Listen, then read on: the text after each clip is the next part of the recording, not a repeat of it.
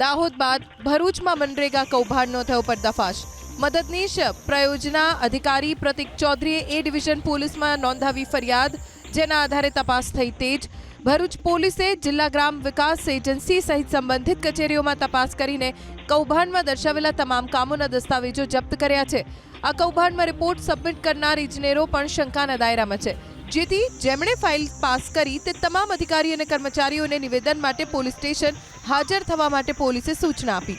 મદદનીશ પ્રયોજના અધિકારીએ ગીર સોમનાથ જિલ્લાની જલારામ એન્ટરપ્રાઇઝના પિયુષ નુકાણી અને મુરલીધર એન્ટરપ્રાઇઝના જોધાભાઈ સભાડ વિરુદ્ધ પોલીસ ફરિયાદ નોંધાવી છે, જેમાં 11 ગામોમાં મનરેગાના કામ હેઠળ ખોટા બિલ બનાવી 19.64 લાખનું કૌભાંડ આચર્યાનો આરોપ છે।